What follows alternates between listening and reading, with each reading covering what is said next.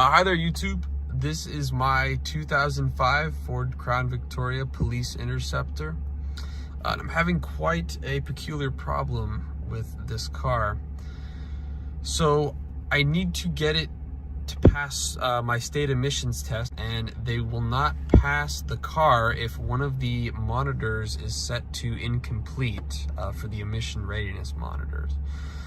So I'll start off by saying that mechanically there really is nothing wrong with this car. You can see here the check engine light is not on. I use my scan tool. There are no trouble codes, no DTCs anywhere in this car. So mechanically I'd say this car's okay.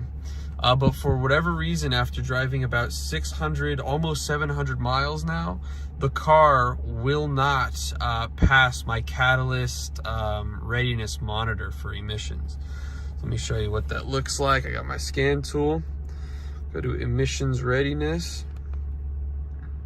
Okay, since DTC's last cleared. Okay, see here are all the monitors. So misfire, okay. Fuel system monitor, okay. See that a lot of these are okay. What's troubling is this one. So this is the catalyst monitor. It's marked as INC, or incomplete.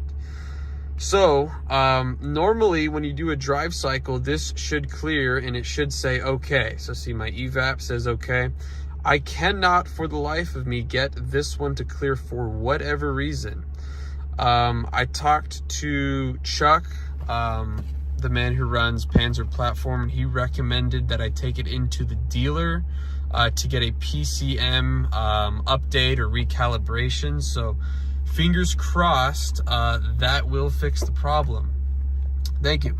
Hi there, YouTube. This is going to be an update video from my previous Guess the Malfunction video regarding my catalyst monitor not setting.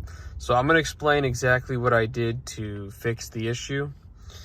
So you can see here, this is the paper that I got. This is January 6, 2022. I got a not ready because my catalyst monitor was not ready. So it pretty much resulted in a failed smog. And after brainstorming, I just went ahead and had to take it into the dealer. So we'll look at that paper right now. So for this one, you can see here, Reprogram PCM to the latest calibration. So what they did is they just had to do a complete reprogram of my PCM, and that 100% fixed the problem. Unfortunately, it was quite expensive at $420 for everything. They did fill me up with some gas, so it was a little bit more expensive, but the total repair was about $400. Give or take. So the repair was pretty costly. However, reprogramming the PCM did in fact fix it. I went ahead, but before I brought it into the dealership, I drove it about 600 miles and it would just not set the catalyst monitor for whatever reason. So doing a full reprogram fixed the issue. And then we can see here, this is my new paper they gave me on smog. So the overall test result was passed. You can see here the catalyst result passed. So not the most cost efficient way of fixing the problem, but I'm just happy it's fixed. So I appreciate everyone's ideas and comments on the video.